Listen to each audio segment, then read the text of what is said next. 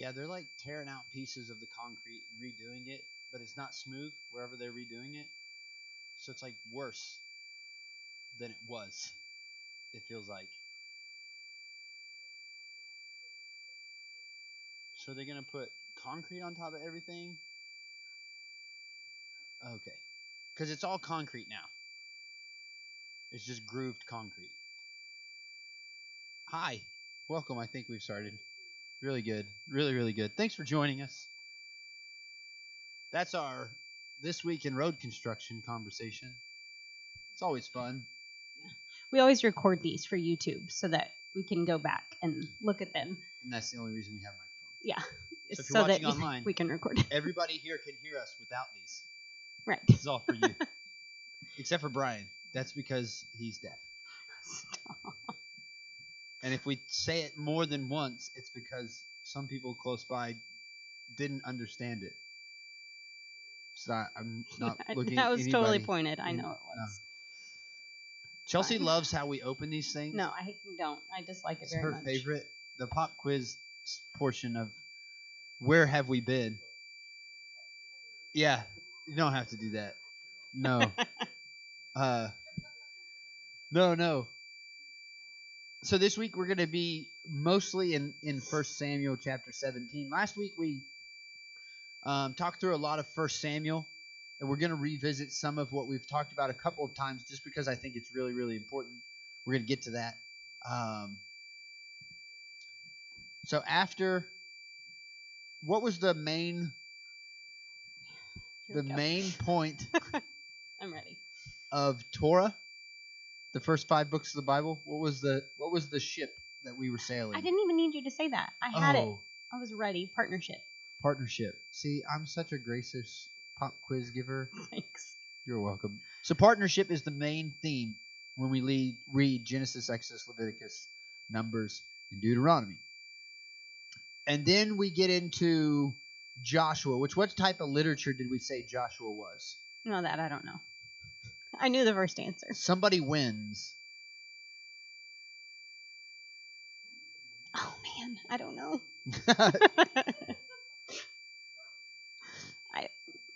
Conquest literature. Oh, yes. Is because the winner written by the victors. This is really good.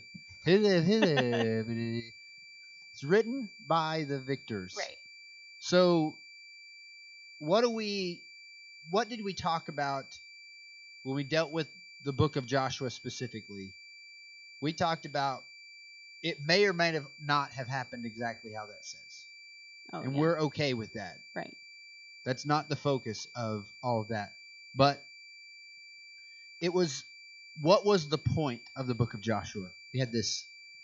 We were out front and actually had a TV instead of the whiteboard. Oh, I remember the moment. So the focus of the book of Joshua, we should be focused on. Oh, the map? Yes. Oh.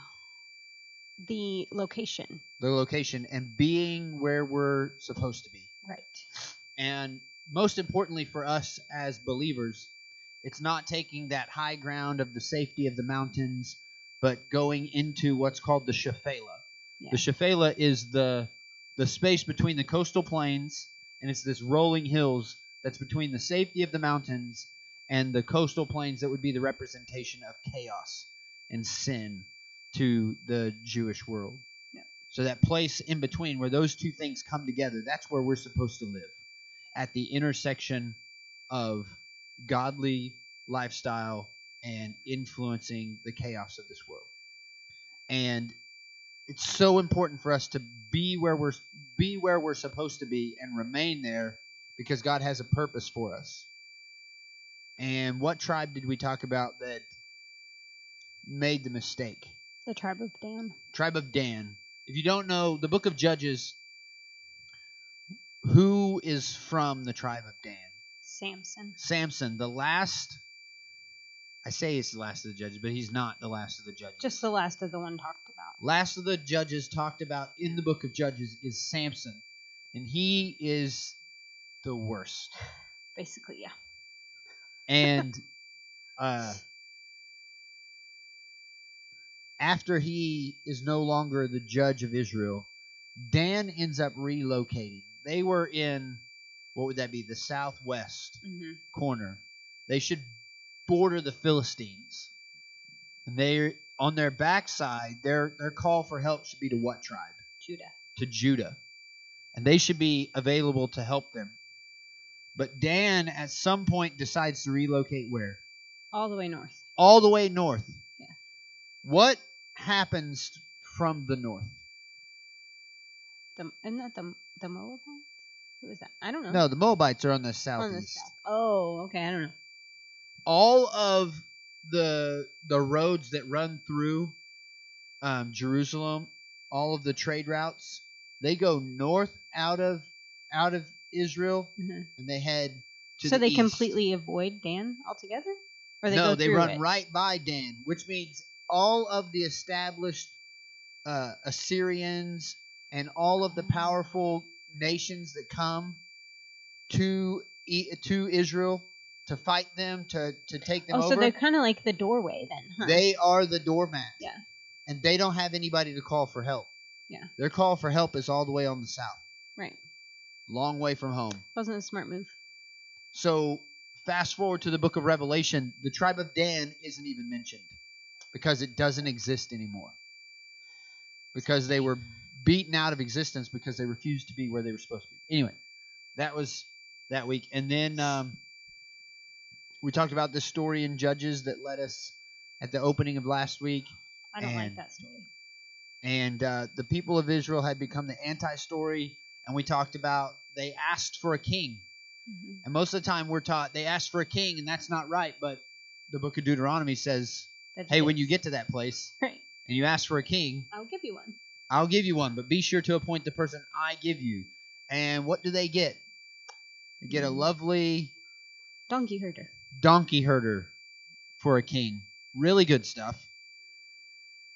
And what did we say was the leadership, the image of leadership in the Jewish community, in the Hebrew community?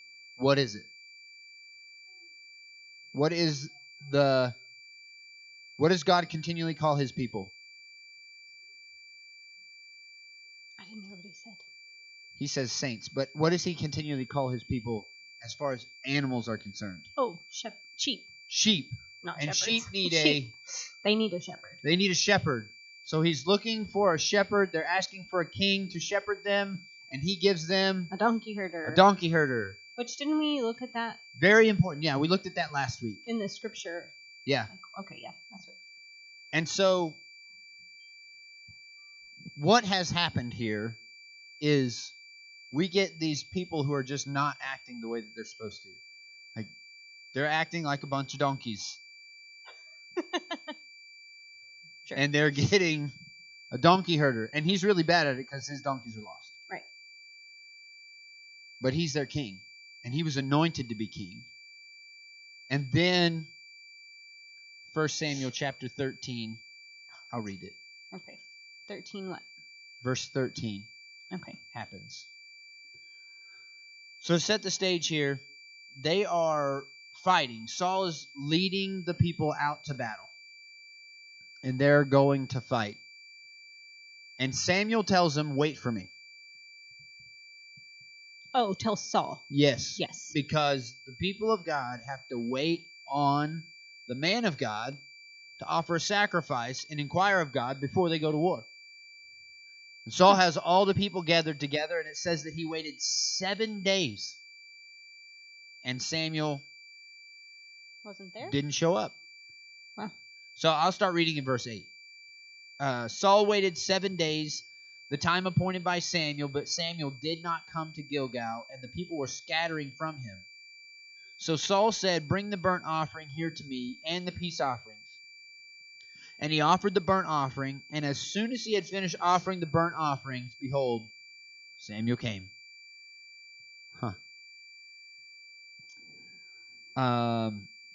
And Saul went out to meet him and greet him, and Samuel said, what have you done? And Saul said, when I saw that the people were scattering from me, and that you did not come within the days appointed, and the Philistines had mustered at Michmash, I said, now the Philistines will come down against me at Gilgal, and I have not sought the favor of the Lord, so I forced myself and offered the burnt offering.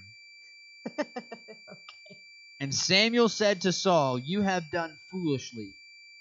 You have not kept the command of the Lord your God, with which he commanded you. For then the Lord would have established your kingdom over Israel forever. So God was willing to leave a donkey herder in charge of Israel forever. Wait, what? That's what verse 13 says. For the Lord would have Oh. established your kingdom over Israel forever. Okay. So But- God was willing to leave a donkey herder in charge of his people. So you mean like the family of the donkey herder, like That's the correct. lineage or whatever? Okay. Well, that would be... Obviously. Okay. Because you can't live forever. Got it. Sorry. Well, in their culture, you did what your dad did. Oh, good point. Yeah. All right. But now your kingdom shall not continue. The Lord has sought out a man after his own heart, and the Lord has commanded him to be prince over his people, because you have not kept what the Lord commanded you. And Samuel arose and went up from Gilgal, and the rest of the people went up after Saul to meet the army. They went up from Gilgal to Gibeah of Benjamin. And Saul numbered the people who were present with him, about 600 men. We're going to get back to that in just a minute. But that's a pretty rough spot to be. What is Saul doing at the end of that? And what is Saul's statement through this whole thing? What did he say? To Samuel? What did he say to Samuel? That he forced... What did he say to everybody before Samuel showed up? Well, he felt pressured to do it. Forced. I. There's a lot of I's in there. Me? I will Bring take me, care of it. because Yeah. they're going to come down and destroy Me. me. Ooh, ouch. Then I said, yeah. Wow. There's a lot of I's in that statement. So we get this picture. God says he's chasing after a man after his own heart, a prince to rule over him. And then we fast forward to this story that we've probably all heard, even if we don't have any experience with church. We have heard this described. And we're going to be in the valley of Elah, which, if you look at Jerusalem, it's easily fortified, but there are these 4 valleys that go out like fingers. I was going to say it looked like a hand. And there's a valley of Elah, and so there's only really one valley that makes sense, that the people of Israel and Jerusalem could be camped here, and the Philistines are going to be camped all around here. And it's going to be like the children of Israel are surrounded and outnumbered. And that's what we're going to see. You said they're here? They're here, right at the edge of this valley. Okay. And the Philistines are camped all around this ridge, overlooking them. And this is going to be where the battle is going to take place, inside this low spot. And Okay, I thought I heard ridge and was thinking like it went like this, but no, like just a okay. lowering. They just, each of them have a high ground, Okay. and the low spot is in the middle. But you get this image that we're going to see of Philistines all around the horizon. And they outnumber the Israelites. Well, it said 600 men, right? Or is that not relevant to this? It's not relevant to this. Okay, just kidding. That was in chapter 13. Oh. There are my about bad. 600 men left. And where were they? What do you mean? In chapter 13, where were they? I don't know. They were I in already Benjamin. Yeah, sorry, I already turned my paper. And where is Saul from? Dan. No, not Dan. That's Benjamin. Samson. Benjamin. Yeah, Yes. that's right. He's from the Sorry. tribe of Benjamin. So we're going to get back to that. I'm So going to remember let's this just one day. read through this story, and I'll stop you every once in a while, and we'll have a conversation. Okay. So we are just going to read through the David and Goliath story and work through some different details and kind of spend time here. I'm distracted. Go ahead. Ooh. Yeah, I saw that last question. 1 Samuel 17. Okay. Starting in verse 1. Now the Philistines gathered their armies together to battle, and were gathered at Soko. Soko, which belongs to Judah. They encamped between Soko and Azekah. why am I reading all these names? Azekah in somewhere. And Saul and the men of Israel were gathered together, and they encamped in the valley of Elah, and drew up in battle array against the Philistines. The Philistines stood on a mountain on one side, and Israel stood on a mountain on the other side, with a valley between them. And a champion went out from the camp of the Philistines, named Goliath from Gath, whose height was 6 cubits and a span. He had a bronze helmet on his head, and he was armed with a coat of mail, and the weight of the coat was 5,000 shekels of bronze. And he had bronze armor on his legs, and a bronze javelin between his shoulders.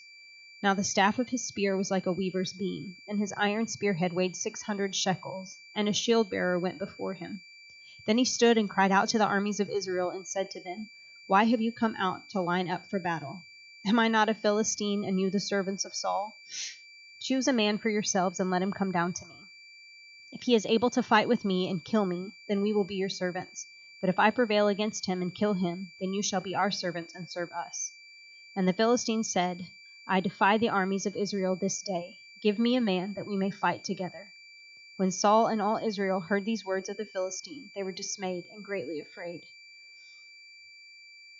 All right, so Can I just say, yeah, real quick, I've read this a lot, my whole life, I just went into a local antique store the other day, last week, and I bought these bronze hat hooks.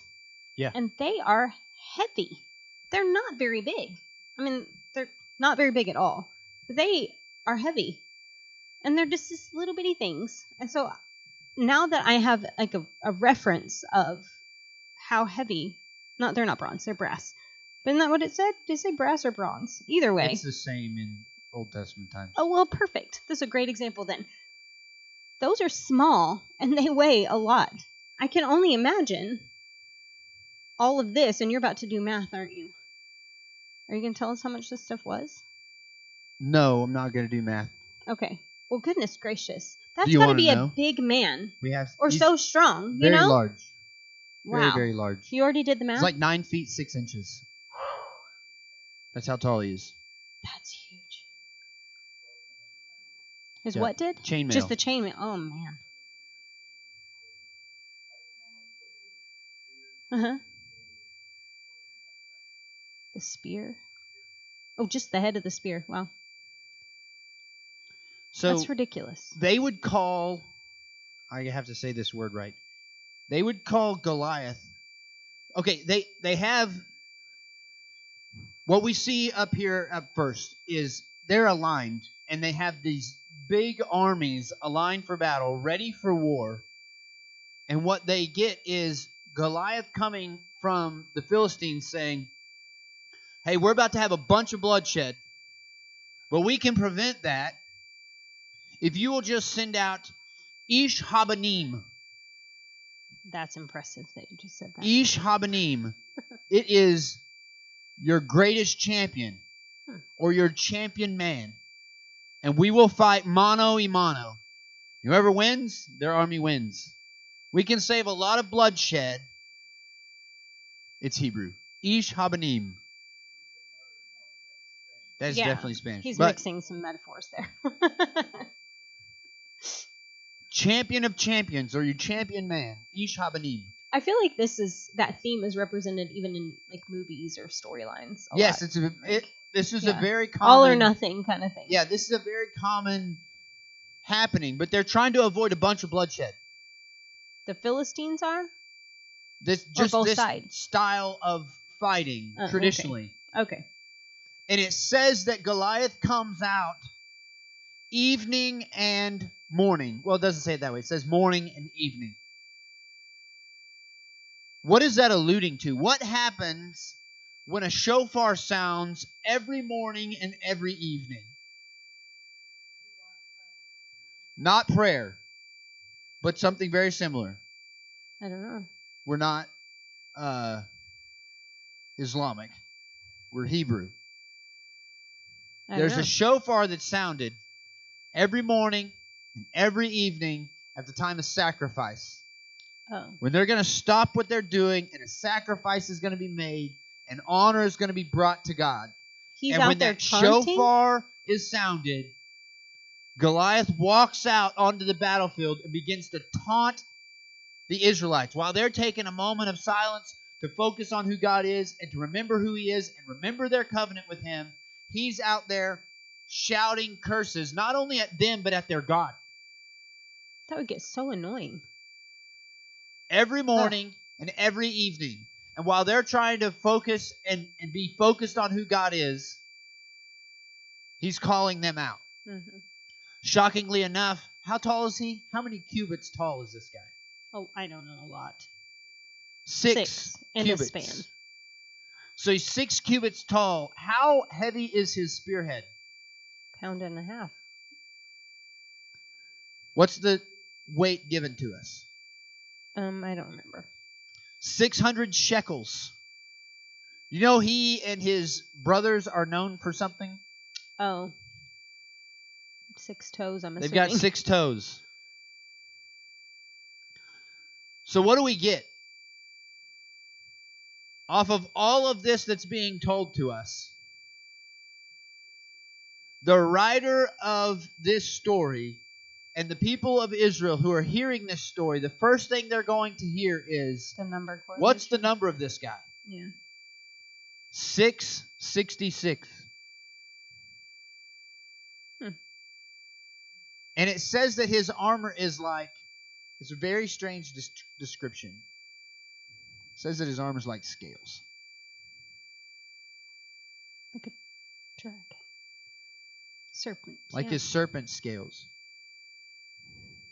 Like that's such a strange description. Yeah.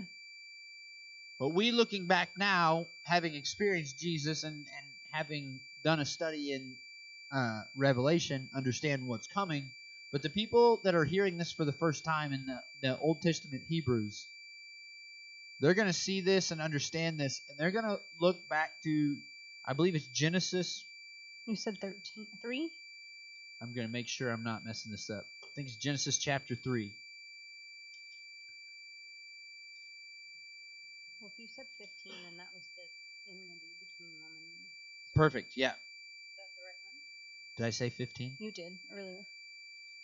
Oh, that was 2:15. Golly, I'm so good at turning pages. Really, really good. I will put enmity between you and woman, and between your offspring and her offspring. You shall bruise your... No, he shall. He shall bruise your head. Actually, this is not. It says, he shall bruise your head, but the literal translation is, he shall crush your head, and you shall bruise his heel. And not taken away from the conversation of what's to... We're gonna get back to that, but not to take away from the illusion of Jesus, but just in the Old Testament, where we've been so far, we're going to see something else happen. Because when David takes the sling and the stone, we understand that he throws the stone, and we believe, or it's interpreted, that the stone like sunk into his head. But the literal translation of the Jewish term used is that rock crushed Goliath's head. And so when when they read this story, a biblical scholar at that time or a Hebrew believer at that time would have read this and saw that prophecy from Genesis chapter 3 and associated it with David. Now, is that because of the way the Easterner views the story? Correct. Okay. So the Easterner would see this story and they would see this image of destruction and the serpent and all of the problems, and this young man who is following after God and defending God, fighting for God, destroying, crushing the head of the enemy.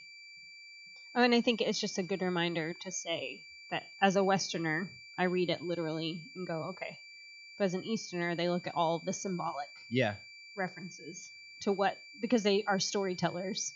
They're not just literal people like us. Ooh, man. Don't want to lose my spot. That was the wrong spot. All right, back to 1 Samuel 17. Okay. We're any other questions? Any other concerns in that little spot? I've never made that correlation, though. That's interesting. Because I don't read it like an Easterner.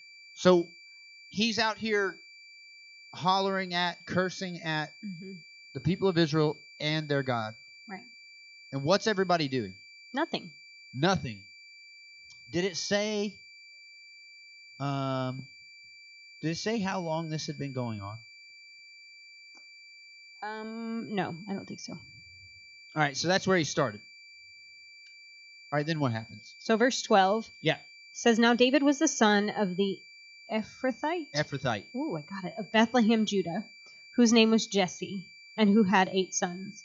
And the man was old, advanced in years. Not only was he old, but he was advanced in years. What is this deal with old? I don't know. Look, you're old. Hey, Samuel, you're old. Last week we talked about... That's the opening of the conversation. The opening of the conversation with... The elders come to Samuel. So old people come to this man and say, older Look, man. You're old. Hey, you're old. So funny. And your sons don't act like you. Give us a king. Okay, great. So here we are. Anyway. Now Jesse's old. Advanced in years. And advanced in years. As if we didn't already know that when you said, hey, right. He's old. Go in ahead. the days of Saul, the 3 oldest sons of Jesse had gone to follow Saul to the battle. The names of his 3 sons who went to the battle were Eliab, the firstborn, next to him Abinadab, and the third Shammah. David was the youngest. Didn't we already hear that before? Didn't we know that he was the youngest? Yeah. But in case you didn't know. Yeah, in case you forgot the story that you just heard like 15 chapters ago. Mm-hmm. Yeah. 16 chapters ago. And the 3 oldest followed Saul. But David occasionally went and returned from Saul to feed his father's sheep at Bethlehem. Because wasn't he already in the service of the king? Yes. Go ahead. And the Philistine drew near and presented himself. Here is where it is. 40 days, morning and evening. Okay. So 40 days. If you, just where we've been so far in the Bible, 40 days, Who built the ark? Noah. Yeah. 40 days and 40 nights. Okay, so we get Noah's ark. Cool. Anything else 40 significant in any way, shape, or form? A lot of them got 40 years apiece. Spam risk. Awesome. Yep. 40 years. 40 years Moses was in Egypt. 40 years he was on the backside of the desert. 40 years he was in the desert with a whole bunch of... So what we get there's a lot of 40s going on. Yeah. What's the significance of 40? Where would it be? What would it be associated with? If we're looking from an Eastern perspective and we see the number 40, what should we think? That's a great question, Kirk. I'm asking for I don't know. input. Testing. Why? Why would we think that? Well, did God test his people for 40 years? Yes. In the New Testament, does the Holy Spirit drive Jesus into the wilderness for 40 days to test him? Yeah. Okay. Did Moses, was he tested for 40 years on the backside of the wilderness to be prepared to lead his people? Yeah. Yeah, 40 days, like 40. Anytime we see the number 40 in the Bible, we should think something's happened. Some type of test is happening. And so God is using Goliath as a test for his people. How are we doing so far? Not well. Not well, because we're scared. We're dismayed and greatly afraid. Dismayed and greatly afraid. We're hiding. Yeah, for sure. We're getting called out morning and evening at the time we're supposed to be remembering God and remembering his covenant. And we're all running scared. And 40 days later, like, hey, you know what? Probably a test. Probably should have thought about this before now. Yeah. Probably. Because the thing about, I was thinking about this the other day as I was substitute teaching all week long last week. I was thinking about how many kids are just going through the motions. Oh, like 90%. So I was teaching math all the week last week. If you want to watch kids squirm and look at you like I have no idea what you're talking about, try teaching them algebra. They're like, hey, we can do math with letters. Please don't. No. I can barely do math with numbers. Without letters, yeah. I math good, so I'm okay with that. I say that pretty often, but I really do. I'm pretty good at it. Anyway, so what you get a lot of times in high school math is a lot of kids who copy homework and don't actually know what's going on. Oh, no, there's an app for that now. So they get the right answer on their homework, but you know what? You know when you can't hide? During a test. You know when integrity shows up and it tells whether or not you've been doing the right thing or not? When Mr. Jackson calls you to the whiteboard and makes you do it in front of everybody? That's true. I did do that. But when it's time for a test, you can't hide. Yeah. There's no hiding. And this is exactly what's going on with the people of Israel. Yeah. What was going on in their own personal life? Who was their God? Who was the priority to them? Well, when Goliath stood across the valley of Elah and called out curses to God, nobody stood up and said, "You're not going to talk that way about my God." Which makes David's response make so much more sense now. And so the heart of Israel and the heart of this donkey herder who's supposed to be leading them, kind of important, kind of a big deal. Yeah. So then what happens? Where are we? So in verse 17, it says, Then Jesse said to his son David, Take now for your brothers an ephah of this dried grain and these 10 loaves, and run to your brothers at the camp, and carry these 10 cheeses to the captain of their 1,000, and see how your brothers fare, and bring back news of them. Now Saul and they and all the men of Israel were in the valley of Elah, fighting with the Philistines. Were they actually fighting? No, I think they were just standing there staring at each other. They were, yes. They were sending angry emails back and forth. If I see you on the battlefield. So they hide in their tents so they don't actually see each other. Oh my God. This is how tough guys do it these days, right? Yeah, basically. If I see you in person. And then they see each other in person, they're like, who are you? I don't know.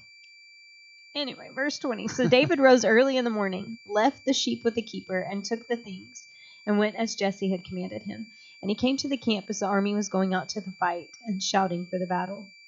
For Israel and the Philistines had drawn up in battle array, army against army. Hold on. So for 40 days, They've done the nothing. people of Israel have been coming up in their battle line and cheering these battle cries, but not actually fighting. That's what it sounds like. Wow. Seems like a lot of pomp under the circumstance. Wow.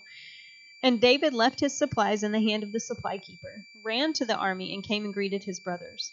Then as he talked with them, there was the champion, the Philistine of Gath, Goliath by name, coming up from the armies of the Philistines, and he spoke according to the same words.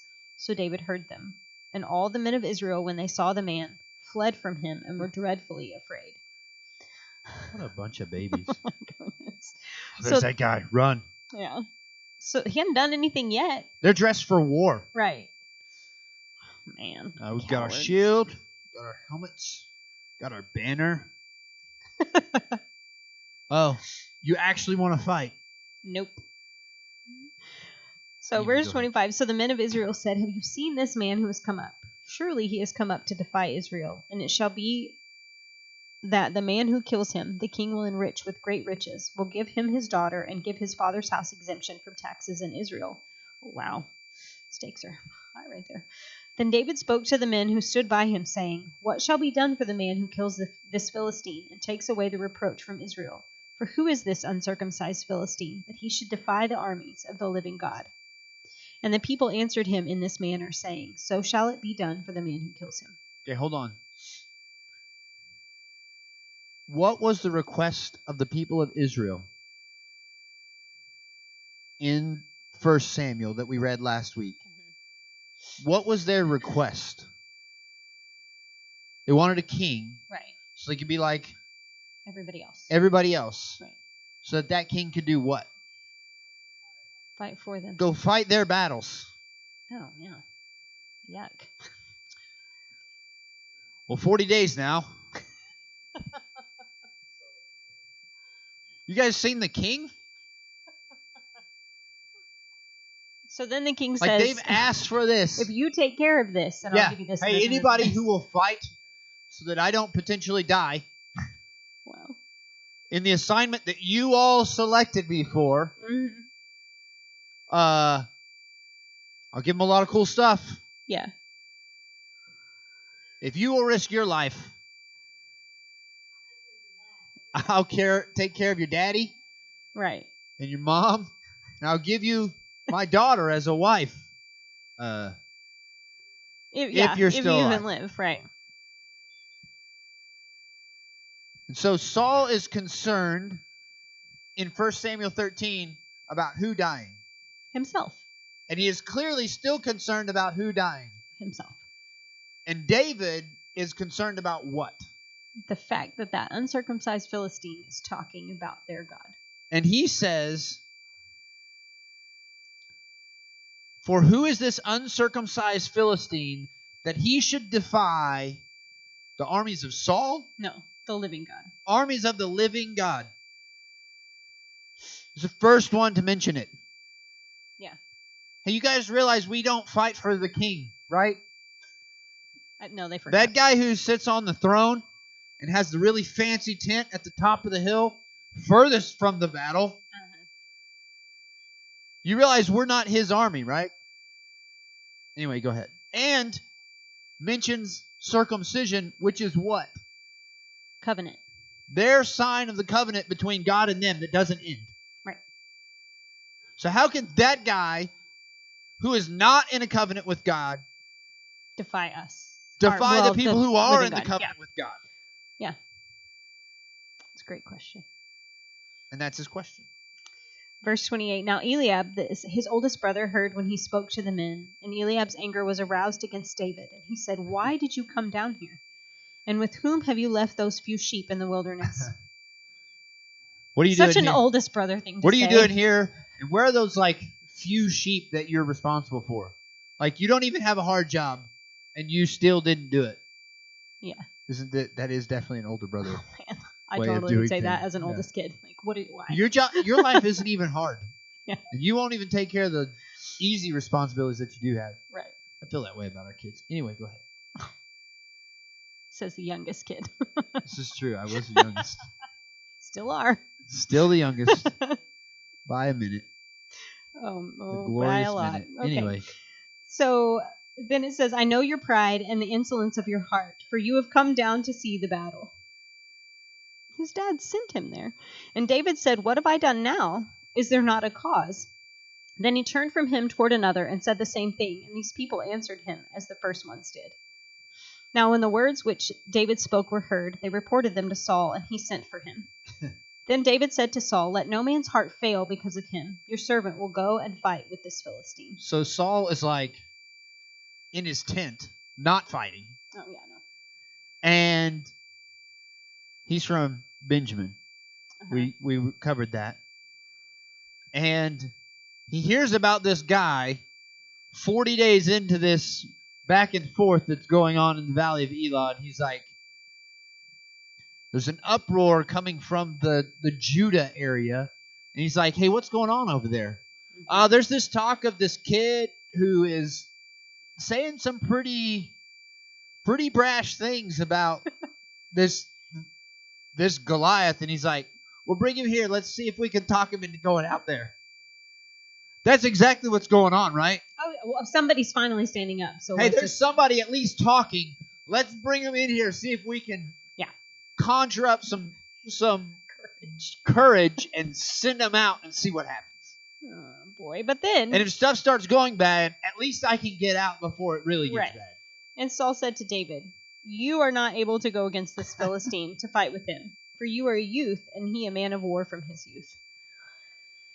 You're too little, kid. Yeah. But David said to Saul... You can't do this. That's what everybody has said to David. He wasn't even invited to dinner. The anointing dinner? Remember, yeah. he wasn't even invited to dinner. when Samuel said, "Hey, gather up all your sons." They all walk before him, and he's like, "Is this all your sons?" He's like, "Yeah." Well, no, wait. Well, except for the one. All right, we'll wait on him because I think all means all. all. Yeah, usually. Yeah. He wasn't even invited to dinner. His dad didn't even think he was worthy of being anointed to be the next king, potentially. No. And then he stands before Saul, and Saul's like, No. This ain't going to work. No. I thought you were talking a lot of noise. I thought at least there'd be something to you.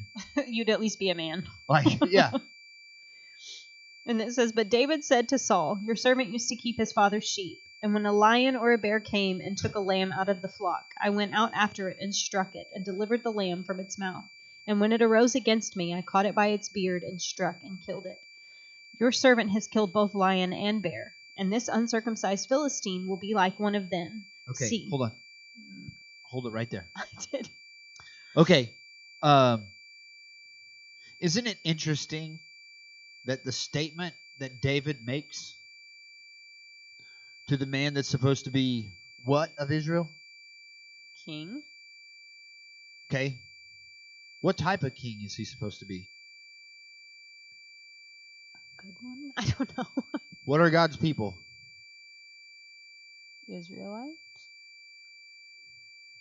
Sheep. A shepherd king. He's supposed to be a shepherd king. Whew, got there. Okay, sorry. So he's supposed to be a shepherd king.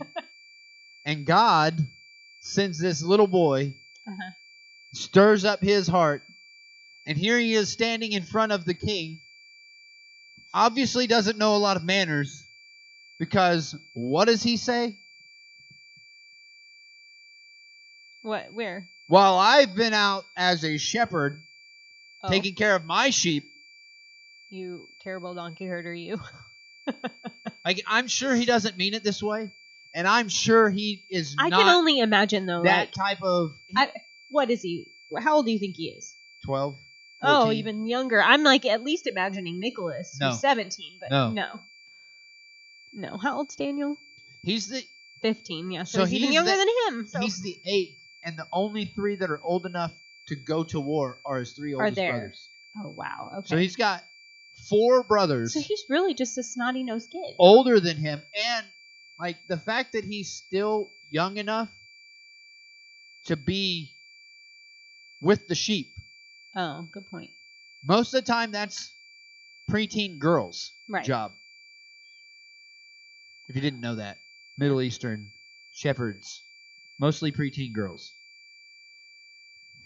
Because once they're of age, they're probably getting married. Right. And usually, they're left with a little brother who is unruly and useless. Killing lions and bears. Well, obviously. So.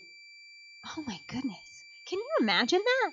Like, I'm sitting here thinking, Nicholas's age. There's no way I could imagine him killing a lion or a bear. Now, he didn't say full-grown adult lion or bear. No, so, he didn't. But it had a sheep in its mouth. But it did. And and I'm imagining, King of the Forest. I don't know why I went Wizard of Oz there.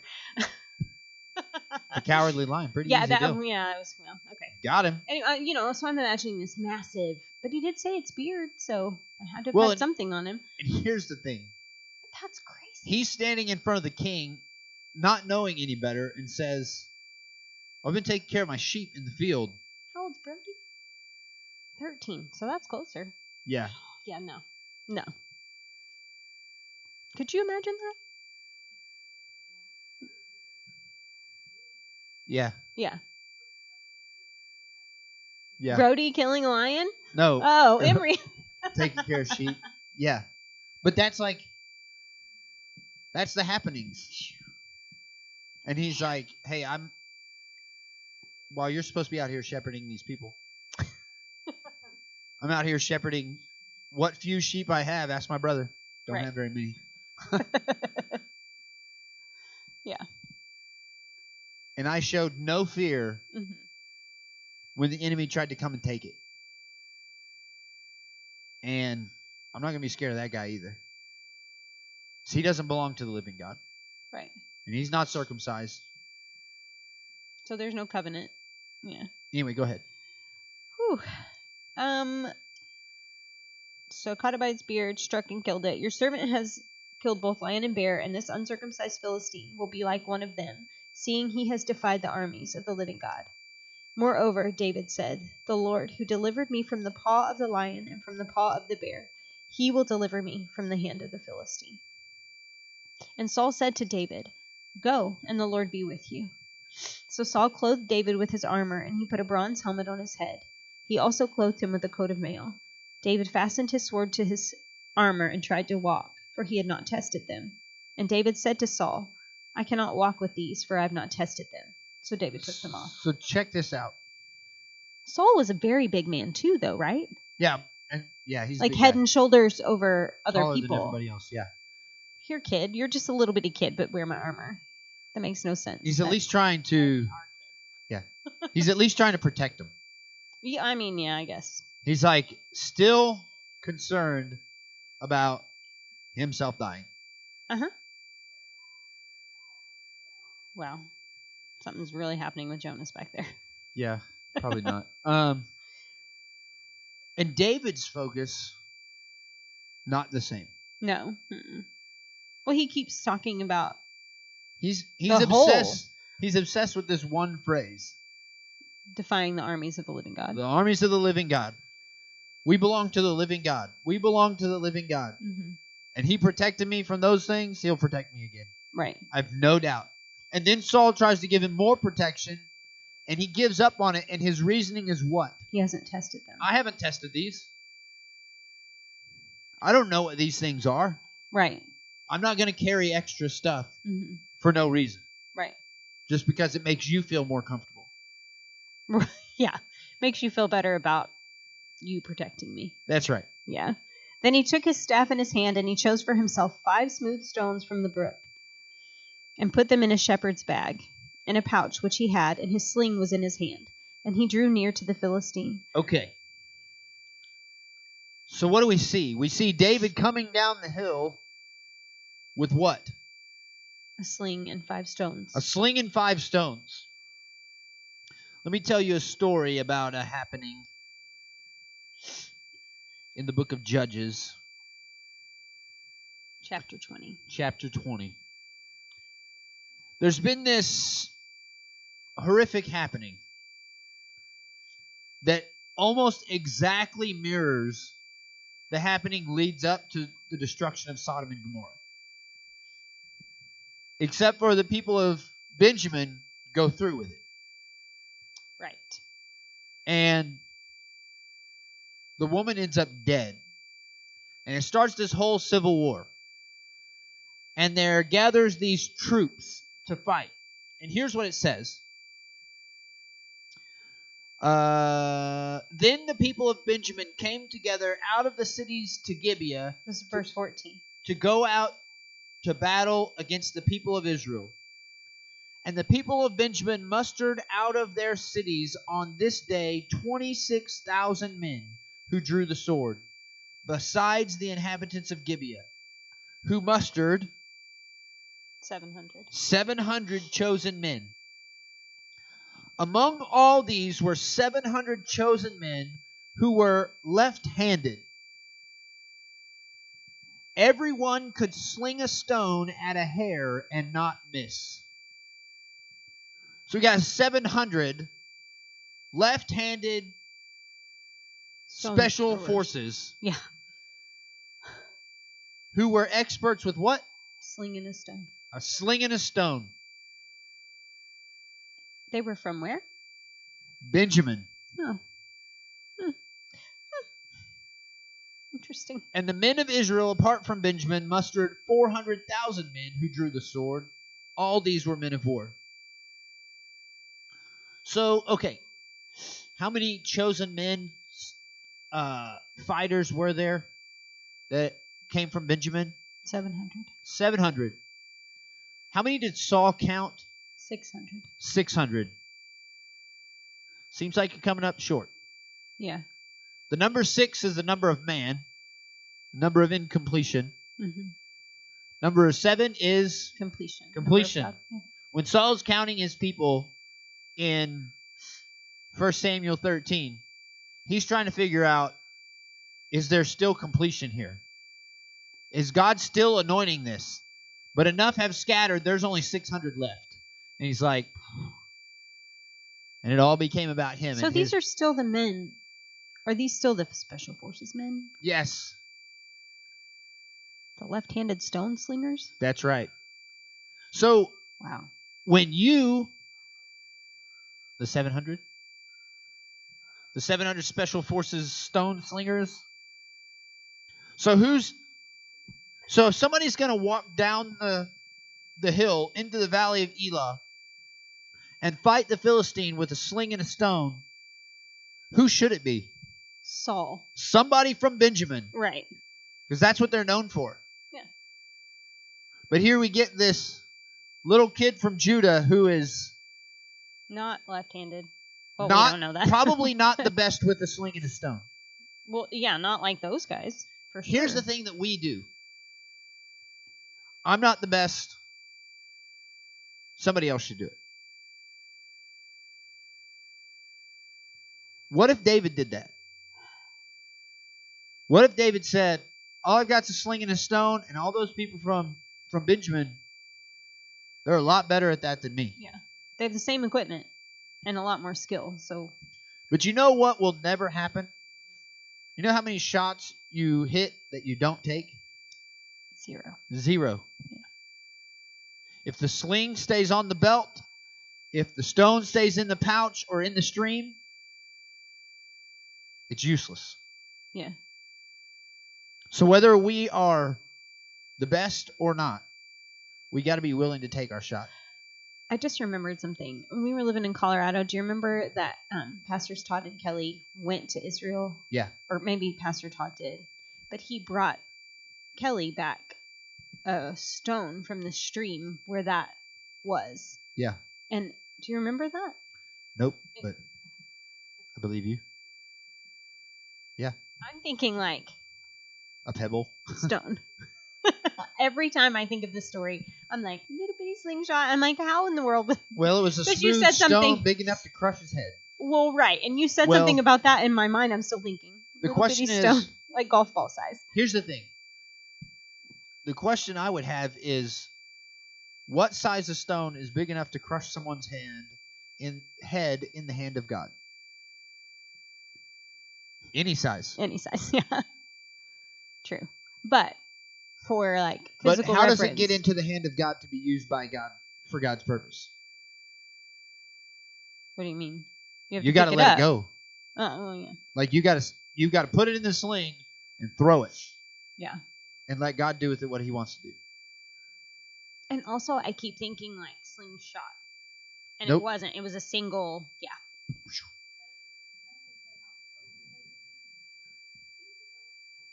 We're going to get to it. They ran to each other.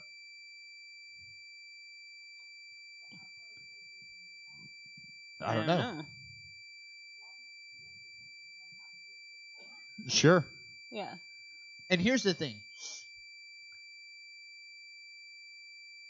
Scripturally, if we don't hear anything else from tonight's lesson, God's call to us is to take our shot. Yeah. To use whatever we have, whether we're the best or not at it, and give it a go. Be faithful with it. The worst we can do is embarrass ourselves. But if we're pursuing after God, and if our statement is consistent with the statement of David, hey, nobody's going to stand against the living God. There's no uncircumcised, there's nothing that can stand against the living God. I may not be the best at this, but I am not going to back down. I'm not going to stop and let this man, I'm not going to stand here on the edge of a test and go, say whatever you want about my God. Like that's the heart of David.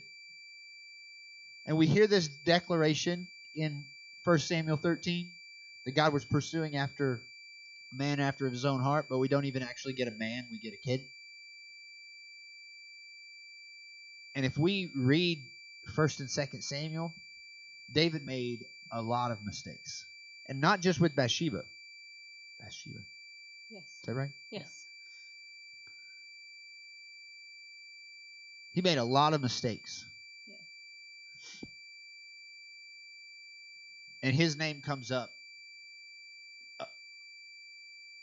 The only person mentioned more times in the Bible than Jesus is David. Yeah. So he comes up pretty regularly. And people look back and point to David and go, hey, that's the glory days. That's the glory days. And we're like, he messed up a lot. Yeah. He made a lot of mistakes, but he didn't stay there.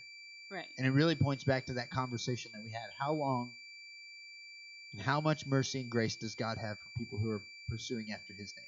It's endless. And that's what God's declaration is. Anyway, anything else we want to say right there? He approached the Philistine. Verse 40, right? Yeah. So the Philistine came and began drawing near to David, and the man who bore the shield went before him. And when the Philistine looked about and saw David, he disdained him, for he was only a youth, ruddy and good-looking.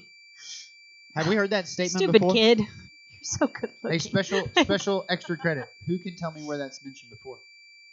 Oh, we just talked about it in 1 Samuel when he was anointed. When Samuel saw him, he recognized the same thing. He was ruddy and good-looking. That's a weird thing for Goliath to notice. Hey, that kid's ruddy and good-looking. But, I mean, come on. But, Did the writer ask? Because... I'm pretty sure he did. What do you think about this kid? Like, he was interviewed before the fight? He's like, he's a ruddy, good-looking kid, but... So the Philistine... His pre-fight interview was great.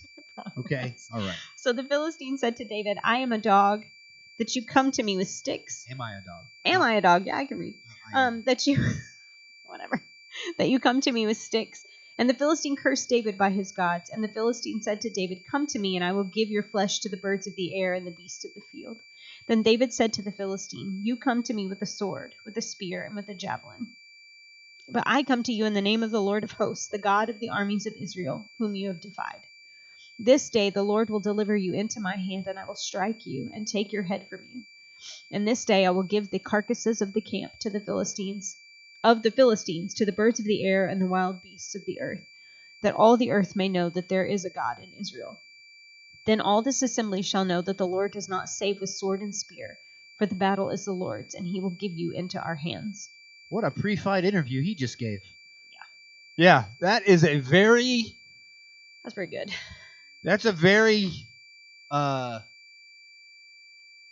vivid picture he just painted for a man that towers over him. Yeah. And he continues to say, hey, listen, you think you're coming to fight against our king, but that's not the guy. It doesn't stop up at the top of the hill. You got to look a little higher. Right. To see the reason that we're here. Yeah. And the reason that everybody's about to find out that you're an idiot for standing in this valley across from a kid. Because it's not, we are the army of the living God, not the army of Saul. Right. And then he goes on to paint this brilliant picture of like, hey, I'm going to cut your head off. All your friends are going to be eaten by the birds. It's going to be really bad.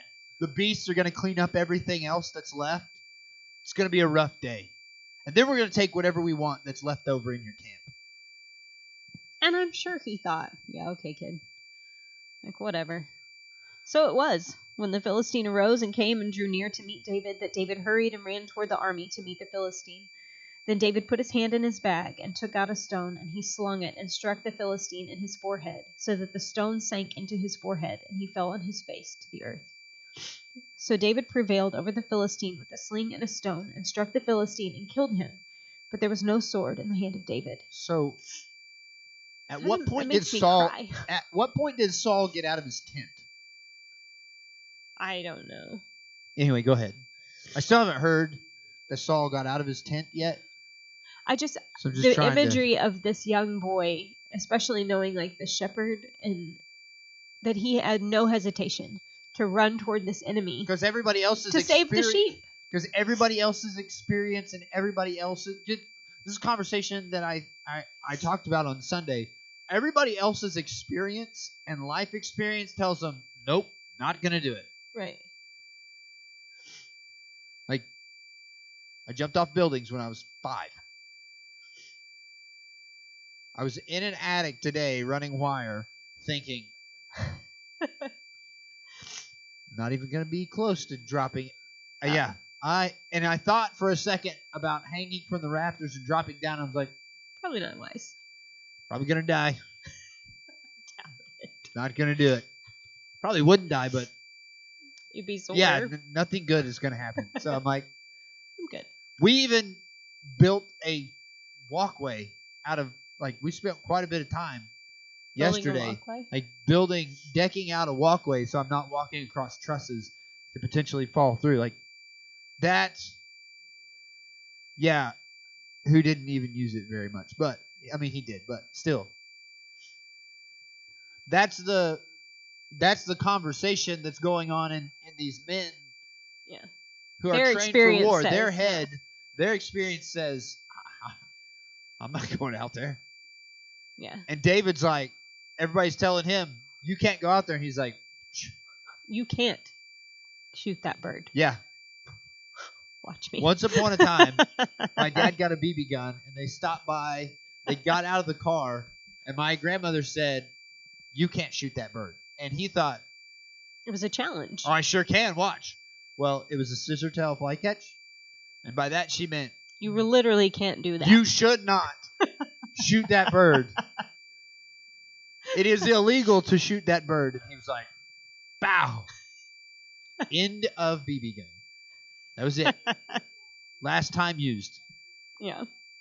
So here's David, runs out to battle, throws a stone, crushes the head of Goliath. But he doesn't have a sword. And he doesn't have a sword, and he's like, man, I just told him. I just promised this man I'm chopping his head off. I'm going to cut your head off. And now he's laying down, face down on the ground, just out in front of me, and I'm like, And I left my pocket knife. So David ran and stood over to the Philistine, took his sword, pocket knife would be terrible, and drew it out of its sheath, and killed him and cut off his head with it. And when the Philistines saw that their champion was dead, they fled. Now the men of Israel and Judah arose and shouted and pursued the Philistines as far as the entrance of the valley and to the gates of Ekron. And the wounded of the Philistines fell along the road to Shaaraim? I don't know. Even as far as Gath and Ekron. Then the children of Israel returned from chasing the Philistines, and they plundered their tents. And David took the head of the Philistine and brought it to Jerusalem, and he put his armor in his tent. Then Saul saw David going out against the Philistine. When Saul saw David going out against the Philistine, he said to Abner, the commander of the army, Abner, whose son is this youth? And Abner said, As your soul lives, O king, I do not know. So the king said, Inquire whose son this young man is. Then as David returned from the slaughter of the Philistine, Abner took him and brought him before Saul with the head of the Philistine in his hand.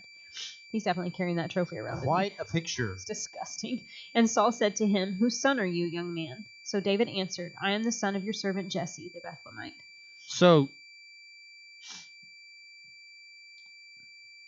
crazy, yes.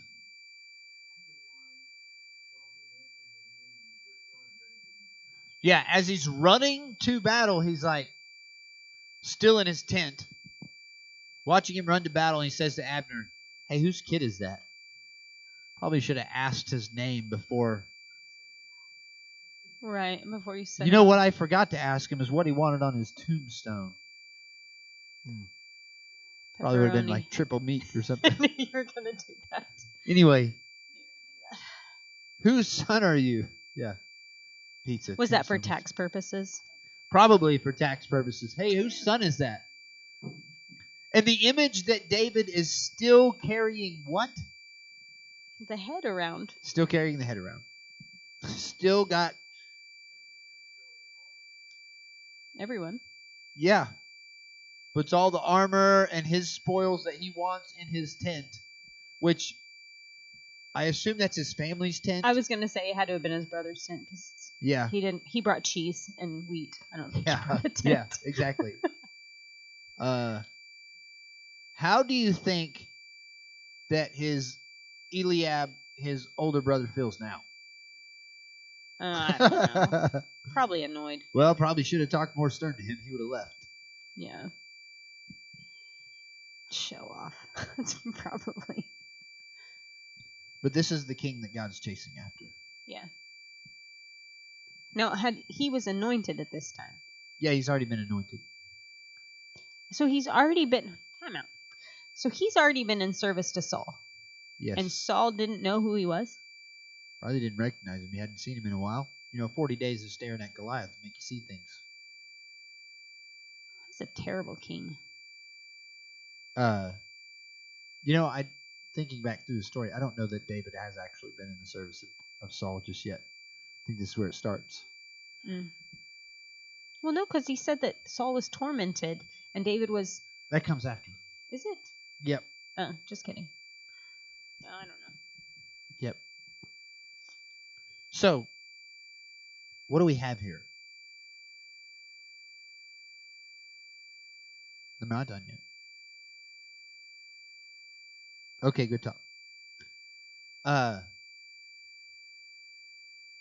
What we have here is a young man anointed to be the king after God's own heart, that God says that he's pursuing after, that he's gone to get in 1 Samuel 13. But God has already anointed him king before 1 Samuel 13.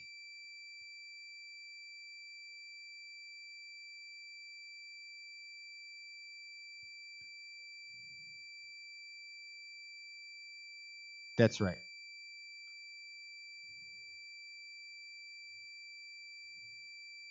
The anointing's been sitting on him. And this is the thing. It doesn't matter what you have in your hand. It doesn't matter what skills and abilities you have. It really doesn't matter. It matters whether or not you're going to use them. Like if we're reading this story from an Easterner's perspective, we see Saul focused on himself and God using the image of the serpent and the number of man standing across the valley to test the people of Israel. Because God is looking for someone who will call out to him. He's looking for a shepherd king who will allow God to fight the battles, that will allow God to be the banner of victory, that will allow God to do the miraculous and the things that are impossible, so that everybody will know that there is a God in Israel, and it is the living God. That's who God's looking for. And in 1 Samuel 13, God even says that he's willing to allow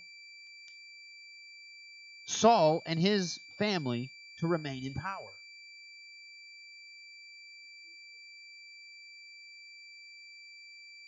There you go. And so